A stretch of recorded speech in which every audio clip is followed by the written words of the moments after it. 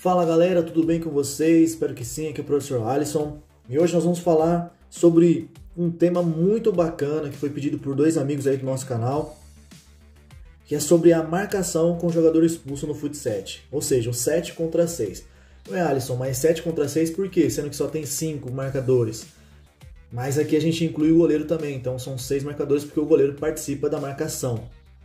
E 7 porque são 6 jogadores de linha e o goleiro da equipe adversária, sendo que a equipe adversária que está com um jogador a mais, ela pode fazer um goleiro linha, por exemplo, e utilizar do goleiro para poder ter mais superioridade numérica.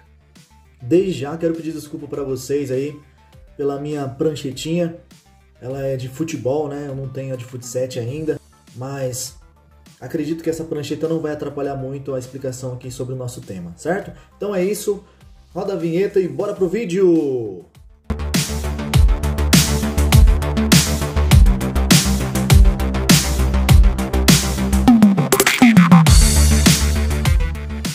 Então pessoal, quando acontece essa situação de jogador expulso no Fut 7, a equipe infratora, ou seja, a equipe que teve um jogador expulso, deve ficar com um jogador a menos por 2 minutos, independente se toma gol ou não.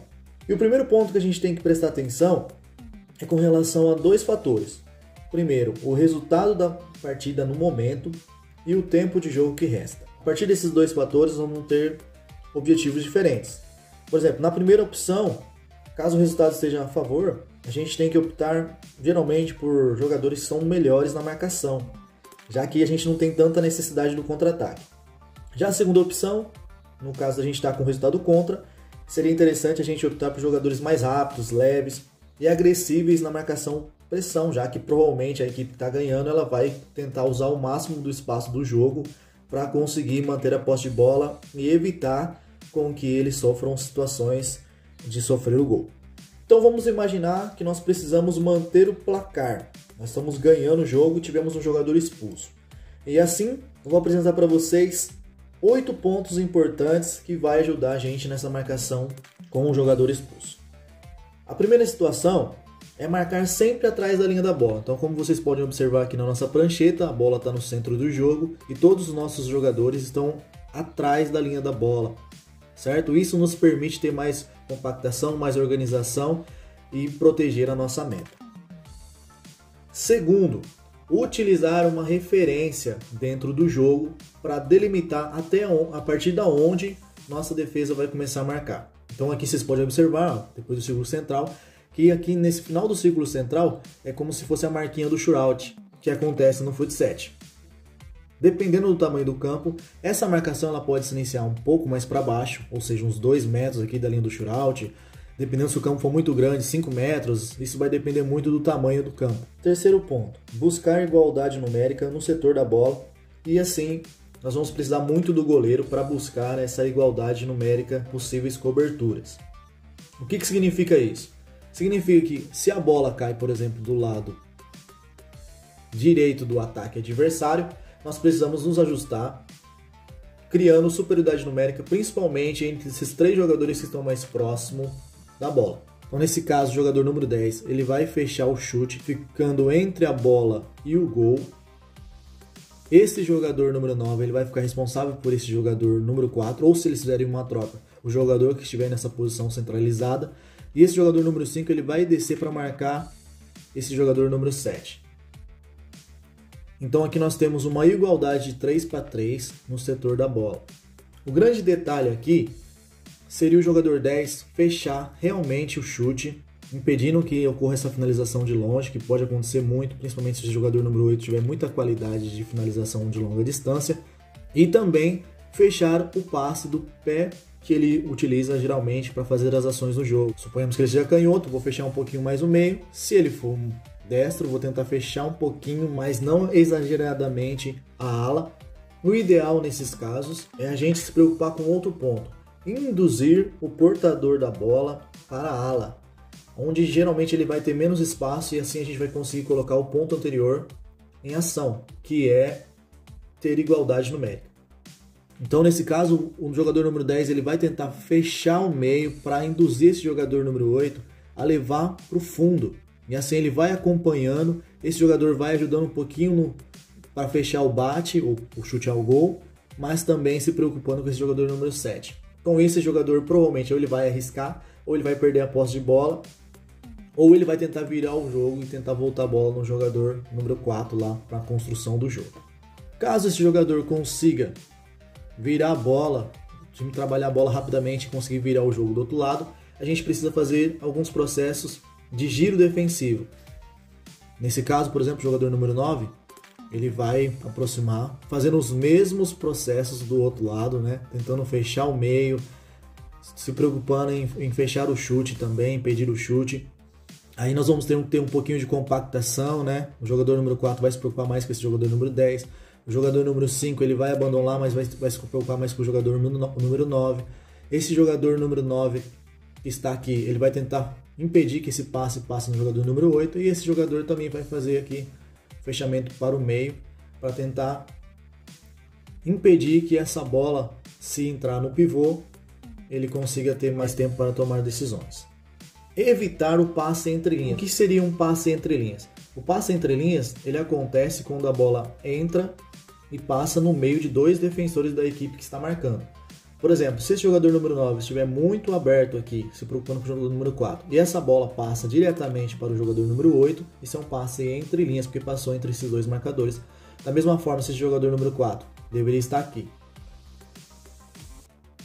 Se ele sai muito e ele recebe uma bola nas costas, esse é um passe entre linhas, e esses passes geralmente destroem as defesas, acabam com toda a organização defensiva, porque vai exigir que existe muita cobertura e às vezes não dá tempo para fazer essas coberturas, certo? Então, evitar esses passes entre linhas.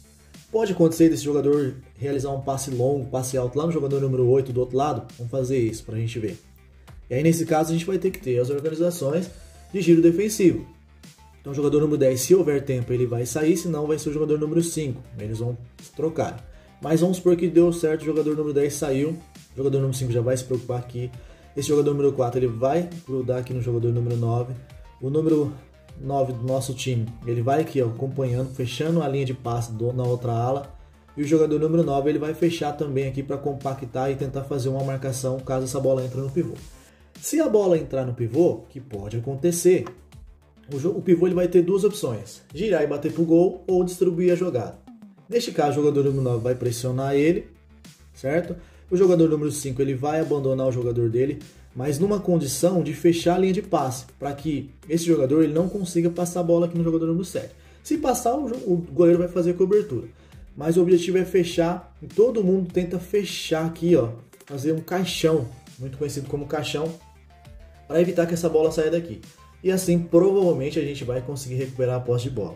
E ainda, falando um pouquinho sobre fechar esse passe entre linhas, são os jogadores, os alas, os jogadores próximos que ajudam nessa igualdade numérica, mas ao mesmo tempo que ele, por exemplo, nesse caso, o jogador número 9, ele está marcando aqui, desculpa gente, estou falando número 9, mas é número 6, desculpa, tá?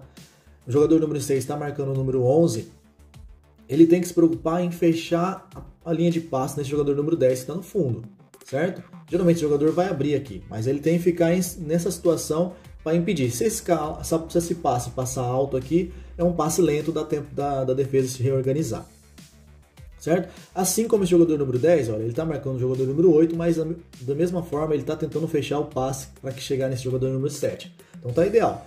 Se ele sai um pouquinho mais, a bola passa no meio, né? Se ele ficar muito fechado, a bola vai passar direto. Então isso pode ser um agravamento para a nossa defesa, certo? Um último ponto importante é também os passes na segunda trave. Por isso que eu falei para vocês que é importante a gente sempre fechar o passe bom. Por exemplo, imaginem nessa situação aqui, que esse jogador ele fecha aqui, mas o jogador número 4, que é o portador da bola, ele é canhoto. E esse jogador, ele está aqui nessa mesma posição. Esse jogador, nessa condição, ele vai conseguir dar um passe cavado aqui para esse jogador número 8. Se for um passe em que ele consiga dominar e ele já pode bater pro gol, porque o goleiro vai tentar sair, ele pode tirar. Ou ele vai tentar achar um passe na segunda trave aqui, certo? Esse jogador, dependendo de como a bola passar aqui, vamos fazer a situação para vocês verem. Vai voltar aqui, esse jogador vai tentar chegar a tempo, esse aqui vai tentar descer. O jogador provavelmente vai ser pressionado pelo goleiro, se a bola estiver rasteira. Se a bola estiver alta, às vezes não é interessante o goleiro sair, porque senão ele pode tomar uma cavada de cabeça, né? Então esse jogador número 10, ele pode tentar achar o passe aqui.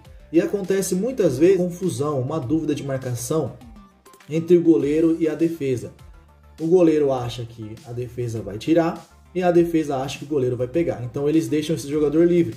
E aí essa bola entra e aí o gol tá livre, certo?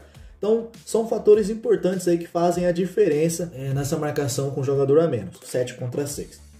Em algum momento do jogo, vocês vão conseguir recuperar a posse de bola, né? Mas aí, o que fazer quando recuperar a posse de bola? Tudo isso vai depender do objetivo que você tem no momento da partida, que foi o que a gente falou lá no começo. Resultado a favor, resultado contra. E também o tempo que nós temos para poder fazer essa marcação de 2 minutos, certo?